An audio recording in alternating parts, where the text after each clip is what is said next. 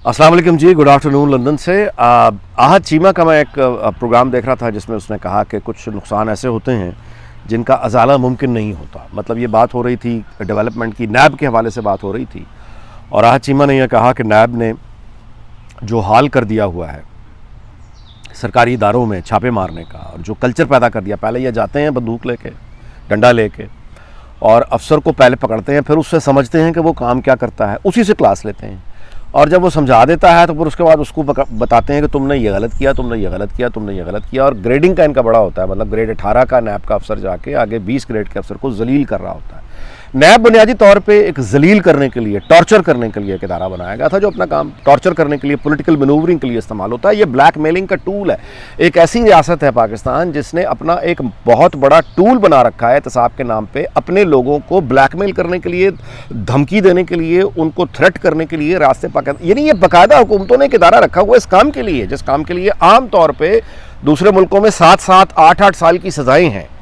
मेरी बात सुने, जब आप किसी को अगवा करते हैं, लापता करते हैं, गुमशुदा करते हैं, गुंडागर्दी करते हैं तो सज़ा है ना उसकी, आइन में, कानून में सज़ा है। जो काम ये करेगा, अगवा करेगा, वो अगवाकार कहलाएगा ना। यही काम जब नैब वाले करेंगे, उठा के गायब कर देंगे या कोई और एजेंसी करेगी, उसकी भी सज़ा तो मौजूद है, आइन में भी मौजूद है, कानून में भी मौजूद है।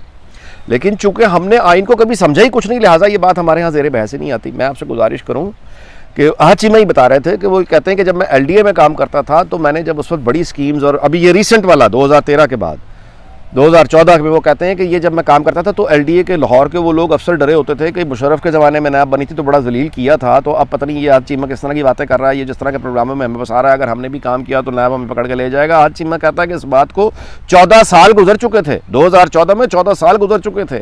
14 साल पहले की तौहीन और खौफ उन सरकारी एहलकारों को याद था, वो 2014 में काम करने को तैयार नहीं थे, जिसको बाद में ज़ाहिर शहबाज शरीफ की हुकूमत थी और आहत चीमा ने मतलब उनको एनर्जाइज़ किया और वो उसके बाद काम। अब आहत चीमा कहता है कि उसके बाद जो नैब ने कर दिया है सरकारी एहलकारों का हाल, अफसरों का हाल, ये अब पिछले 3-4-6 सालों में जो बर्बादी हो रही है, उसके बाद अब काम करने के लिए अफसर तैयार ही कोई नहीं है।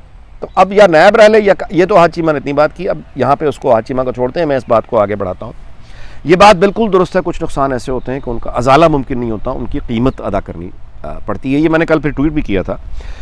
मिसाल के तौर पर हमारी मुख्तसर तारीख़ में जो नुकसान हुआ फातिमा जिन्ना की रुसवाई का, यानी हमने फातिमा जिन्ना को जिस तरह से रुसवा किया है, उस कायदे आज़म की बहन को, उस खातून को, उस आदमी को, उन बहन भाइयों ने ज़िंदगी दी थी ये मुल्क बनाने के लिए, ज़िंदगी दी थी और अपनी ज़ाती ज़िंदगियों को उन्होंने समझा ही कुछ नहीं, अपनी ज़िंदगियाँ मुल्क और मिल्लत के नाम उन्होंने कर दी थी।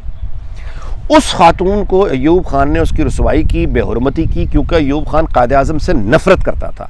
वो क्यों कायदे आज़म से नफ़रत करता था? क्योंकि कायदे आज़म ने उसकी फ़ाइल पर नोट्स, उसके बारे में रिमार्क्स लिखे थे कि ये आदमी सियासत में दिलचस्पी लगता है, ये ब्रिगेडियर था उस वक्त, इसको फ़ारिग करो नौकरी से।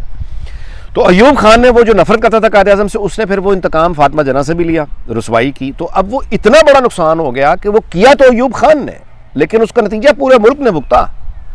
मशरकी पाकिस्तान में उसके बाद जो बीज अलहदगी के थे अयूब खान ने, क्योंकि 65 की जंग एक बहुत बड़ा ब्लंडर था जो कि अयूब खान ने इसलिए शुरू की थी कि फातिमा जिन्ना को रुसवा करके, धांधली करके, उन पे झूठे इल्ज़ाम लगा के वो इतना जलील हो चुका था गली कूचे मोहल्लों में कि उसने वो खोई हुई एक अजमत, उसने, उसकी तो खैर पास अजमत थी ही नहीं जो को दोबारा वापस आती, मतलब उसने अपनी एक, अयूब खान की प्लानिंग बेसिकली ये थी कि अयूब फातिमा जिन्ना को जो मैंने ये किया, मेरी जो है ना पॉपुलैरिटी वापस आ जाएगी, मैं कश्मीर ले लूँ, इसलिए उसने ऑपरेशन जबराल्टर के नाम से वो ऑपरेशन शुरू किया, जिसके बाद 65 की जंग हो गई, बेड़ा ही गर्क हो गया।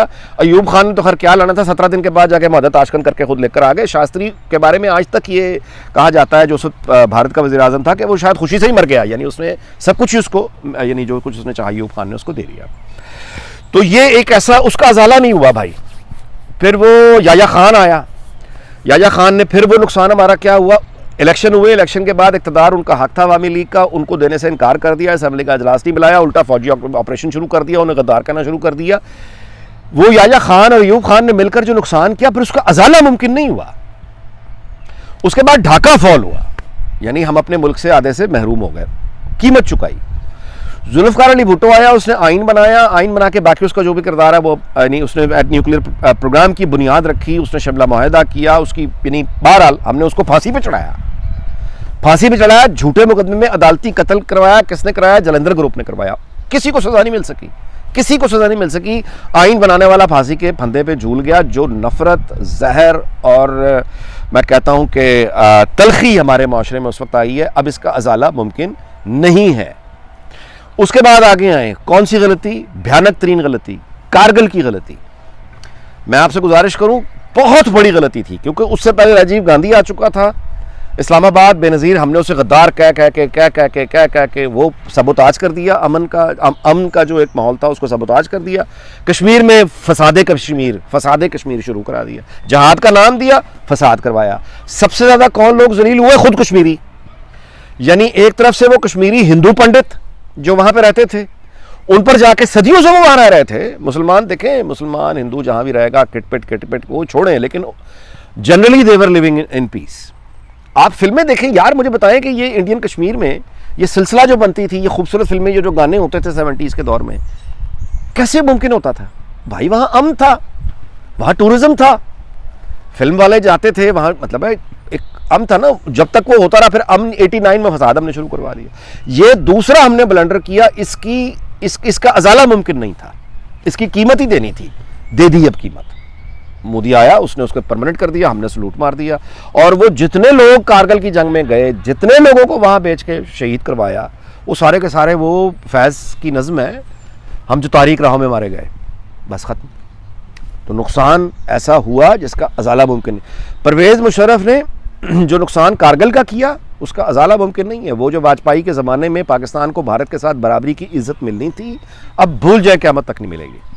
क्योंकि उस वक्त वो टाइम था कि हम न्यूक्लियर पैरिटी पे आ गए थे, लेकिन कारगिल के बाद हमने खुद ये प्लेट में रख के दुनिया को बताया कि न्यूक्लियर पैरिटी के बावजूद हम जंग लड़ने के काबिल नहीं हैं, जो भाग गए वहाँ स्टॉल लगा के। तो कारगिल के बाद आप आइए, तो फिर हमने यही ब्लंडर आसिफ ज़रदारी 2008 में जब आया, फिर उसके बाद यानी पीस की बात हुई, लेकिन आपने देखा मुंबई। फिर उसके बाद जब मोदी आया पाकिस्तान नवाज शरीफ से मिलने, उसको भी सबोताज कर दिया। 2014 के धरने, उसके बाद एक आगे बढ़ता हुआ मुल्क, उसके अपने ही मुल्क के ख़िलाफ़ साजिश, अपने मुल्क के मुंतखब वज़ीर-ए-आज़म के ख़िलाफ़ साजिश, अपने मुल्क के वज़ीर-ए-आज़म के ख़िलाफ़ साजिश इतने भोंडे तरीके से की गई कि और तो कुछ मिला नहीं उसके ख़िलाफ़। तो वो मतलब पनामा में भी कुछ नहीं मिला, तो वो अकामा करके उसको, इतना बड़ा जुर्म पाकिस्तान के साथ किया गया कि उसकी नहीं उठा के, अब ये इतना बड़ा नुकसान हुआ पाकिस्तान, इसका अजाला नहीं होगा, इसकी कीमत देनी पड़ेगी सर। बलूचिस्तान में जो हो रहा है, अभी तक हो रहा है, डंडे पे हो रहा है, मिन्नत कर करके थक गए हैं, हिम्मत मतलब उनकी तरले कर करके थक गए। वजीर आजम बेबसी से चिल्ला उठा है कि मैं बात करूंगा, सुनने को तैयार कोई नहीं। तो इन चीज़ों की कीमत देनी पड़ेगी, अजाला नहीं मुमकिन होगा। तो मैं आपसे गुजारिश करूं कि यहाँ चीमा की इस बात से ज़ाहिर है कि फिर बहुत सारे ब्लंडर्स आदमी को, you go down the memory lane कि यार हमने ऐसे हमारे, अच्छा ये क्यों है?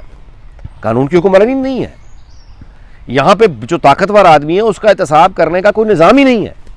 इन ब्लंडर्स का, इन गलतियों का और इस नुकसान का अब एक नतीजा निकला, और वो नतीजा ये निकला कि वो जो इस्टेब्लिशमेंट, या सीधी बात है फ़ौज कह लीजिए, मतलब इस्टेब्लिशमेंट का वो हिस्सा जो फ़ौज है, क्योंकि जजेस भी तो है ना, एजेंसीज भी तो है ना इस्टेब्लिशमेंट में। और सच्ची बात ये कि ये मतलब एयरवा ग्रुप जैसे इस तरह के जो मीडिया ग्रुप, ये भी एक तरह के इस्टेब्लिशमेंट के नीचे जूनियर नौकर, चाय पानी देने वाले, मतलब छोटे छोटे कीड़े मकोड़े इस्टेब्लिशमेंट के, ये भी लेकिन है उसमें, हैं ही उसमें। अच्छा, तो इसका मतलब ये हुआ कि इन पॉलिसीज़ का कि आज जिस स्केल के ऊपर पाक फ़ौज में बगावत की कोशिश हो रही है, खुलेआम हो रही है, सरेआम हो रही है। आप मुझे एक बात बताइए, डिसिप्लिन फोर्स है ना, इससे पहले कभी आपने तारीख में देखा कि एक चीफ ऑफ आर्मी स्टाफ जो बैठा हुआ है, उसके होते हुए कामरान खान जैसे लोग और सियासतदान, मतलब मीडिया और सियासतदान, वो सोशल मीडिया पे सामने आके कह रहे हैं कि इस चीफ़ को हटाओ, और सर्विंग जो लोग हैं वो उनको चाहिए बगावत कर दें, मौजूदा चीफ रिज़ाइन दे के चला जाए। यानी इस तरह की इतनी खुली कोशिश होते हैं, आपने देखी है। मतलब है कि इनके फसादियों के जो साथ ये जो जोकर मदारी हैं, उनके आप ज़रा आज सोशल मीडिया पे ईद के पैगाम पढ़ें, तो उन्होंने ख़ास तौर पे ईद के पैगाम जो है ना वो ये लिखे हुए हैं कि सरहदों पर खड़े फ़ौजी जवानों को ईद मुबारक, सरहदों पर खड़े फ़ौजी जवानों को ईद मुबारक, काम करने वालों को ईद मुबारक। पाक फ़ौज को पूरा नहीं वो कह रहे कि इदारे को ईद मुबारक, नहीं। तो जब आप एक, यानी वो इज़्ज़त का मकाम जो है उसको छोड़ के जब आप नीचे गिरेंगे, ख़ुद को गिराएंगे और कीचड़ जो है दूसरों पर फेंकना शुरू कर देंगे प्लेयर बन के, उसका नतीजा फिर ये निकलेगा कि वो कीचड़ अपनी फुल फोर्स के साथ अब वापस आ रहा है। इसे इंग्लिश में कहते हैं shit has hit the fan.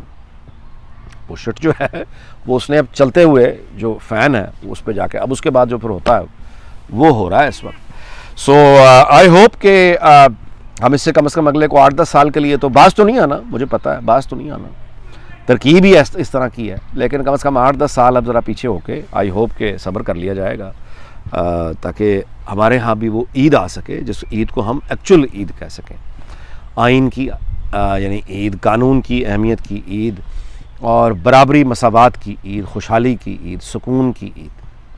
आपका बहुत बहुत शुक्रिया। आपसे अगले व्लॉग में फिर मुलाकात होगी। अल्लाह ताला पाकिस्तान को, उसके हमसायों को, अफ़गानिस्तान, भारत, ईरान, चीन, सबको, दुनिया को, बरतानिया, अमरीका, सबको शाद और आबाद रखे। आपसे फिर मुलाकात होगी। अपना ख्याल रखिएगा। अल्लाह हाफ़िज़।